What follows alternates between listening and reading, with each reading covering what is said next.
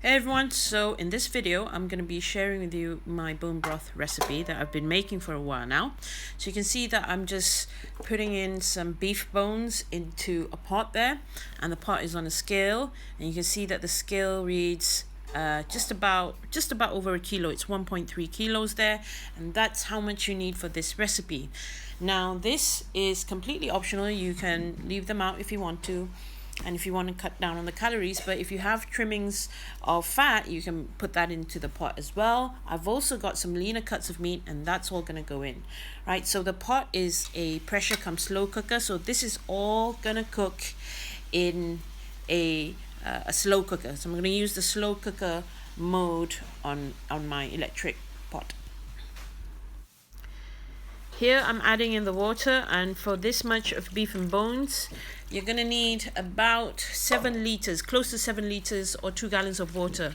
So this can be a little more or less depending on the size of your pot, but the most important thing is that you don't fill it right up to the top. Leave some room, about an inch, yeah, from the edge of the rim of your pot there. And then the next thing you do is add in some apple cider vinegar. So here I'm going to add in about a tablespoon of ACV, and you can add 1 or 2 if you like, depending on your preference. And the reason I do this is so that it can tenderize the beef and the meat and extract a lot of the minerals from the bones. Next, all you do is cover it with a lid and leave that to sit for half an hour and let the apple cider vinegar do its job. Okay, half an hour has gone and passed, and in it goes into my slow cooker there, and I've got it all set up. Make sure that you close the lid and seal it properly, like so. Just struggling there a little bit myself there. And then here I am just going to set it to 8 hours. So it's going to cook slowly in this pot for 8 hours. You can see there, I've just punched in 8 hours. And I should be pressing the start button there. And away we go. So we'll be back in 8 hours.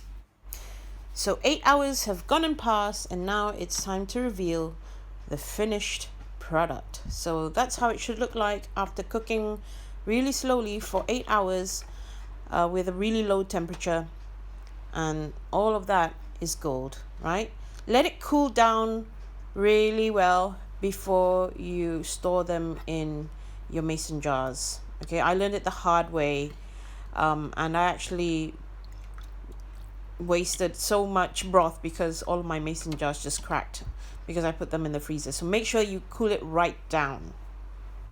Now that it's cooled down completely, it's time to store them in these glass jars. I have here just an old pickle glass jar, and I'm using this because I've smashed all of my mason jars, remember, from before. So I'm just gonna pour in the broth into these jars, and it's time to keep them either in the fridge or the freezer. I would highly recommend using glass jars over plastic ones, especially tempered glass jars, because you don't want any of the plastic leaching into your broth.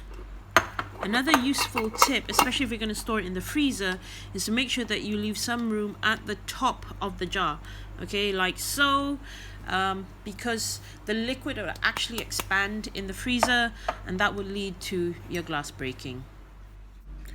So I hope you found this recipe useful, and happy trying, guys, and good luck. But I don't think you really need that because this is a pretty simple and easy fail-proof recipe. But anyhow, let me know how it turns out in the comments below.